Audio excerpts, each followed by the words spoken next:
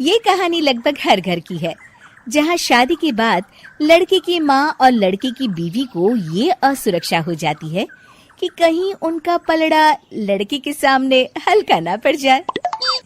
ऐसे में चालाक बहू सास को कैसे देती है जवाब, चलिए देखते हैं इस कहानी में।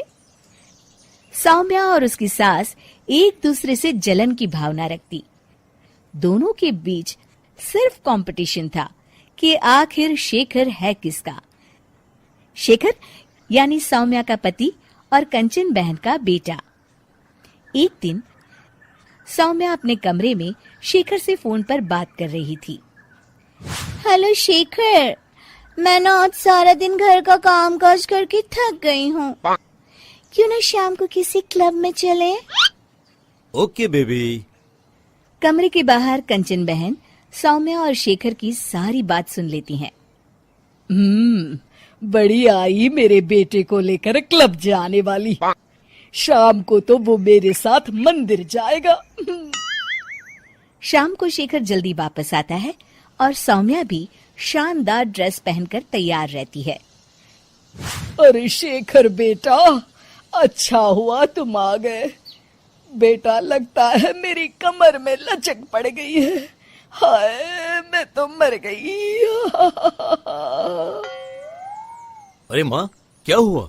मेरी तो सौम्या से बात हुई थी, उसने तो मुझे कुछ भी नहीं बताया। तभी शॉर्ट चमकीली ड्रेस में फुल मेकअप में सौम्या वहां आ जाती है। सौम्या, तुमने ये क्या हाल बना रखा है? माँ की कमर लचक गई है। जल्दी चलो, हमें माँ को डॉक्टर के पास ले जाना है। लेकिन माँ अभी कुछ देर पहले तो ठीक थी। हाँ, मैं तो नखरे कर रही हूँ ना। नहीं माँ, सौम्या का ये कहने का मतलब नहीं था। चलो, हम अभी डॉक्टर के पास चलेंगे। सौम्या परेशान सी माँ की तरफ देखती है। शेखर माँ को पकड़कर कार की तरफ ले जाता है कि तभी कंचन सौम्या की ओर देखकर आंख मारती है।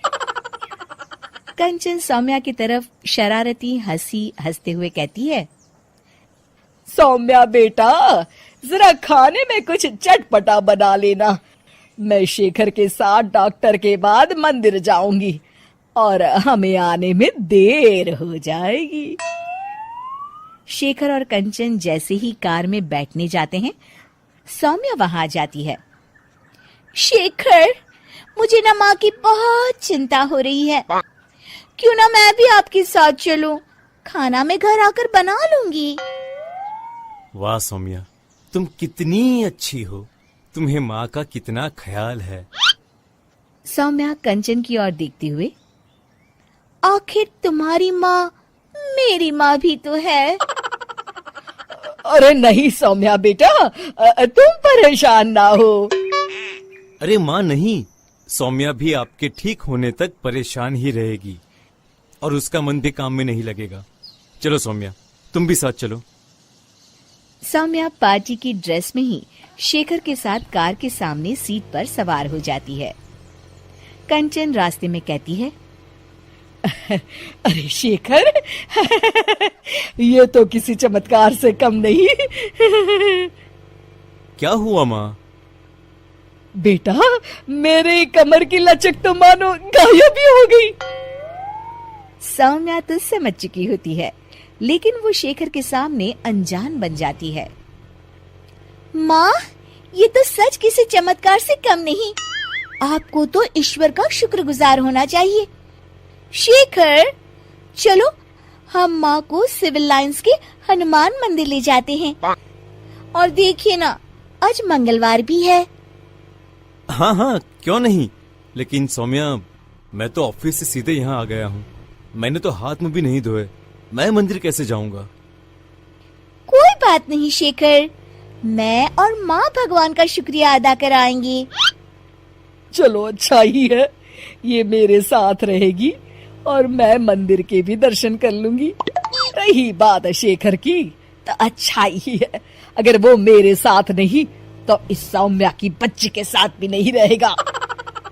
मंदिर के बाहर काफी भीड़ देखकर कंचन और भी खुश हो जाती है। दर्शन करने में कम से कम 2-3 घंटे तो लग ही जाएंगे। माँ, यहाँ पर तो काफी भीड़ है, यहाँ काफी वक्त लगेगा।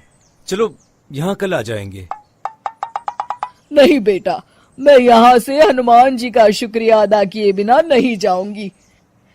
वैसे भी मेरा आज सारा दिन का उपवास है, दर्शन करके ही मैं कुछ खाऊंगी बेटा। ये कहकर कंचन कार से उतर जाती है और सौम्या से कहती है, चलो सौम्या, दर्शन कर आए। माँ, मैं तो आपको बताना ही भूल गई, मैं ऐसे कपड़ों में मंदिर कैसे जा सकती हूँ? अरे सौम्या, मैंने तो ध्यान ही नहीं दिया। ये कपड़े तो काफी छोटे हैं, मंदिर में पहनकर जाना ठीक नहीं रहेगा। और बिना दर्शन किए माँ कुछ खाएगी नहीं। अब क्या करें? अरे करना क्या है, माँ दर्शन कर ले, हम यही कार में माँ का इंतजार करेंगे। माँ, आप मंदिर में दर्शन करें, तब तक मैं और सौम्या पास के होटल से कुछ खाकर आते हैं। और हाँ, आपके लिए भी पैक करवा लेंगे। फिर क्या था, निराश चेहरा लिए कंचन मंदिर चली जाती है। सीख, चालाकी उतनी ही अच्छी है जिससे किसी को नुकसान ना पहुंचे, वरना कभी कभी ज्यादा चालाकी नुकसान का कारण भी बन जाती है।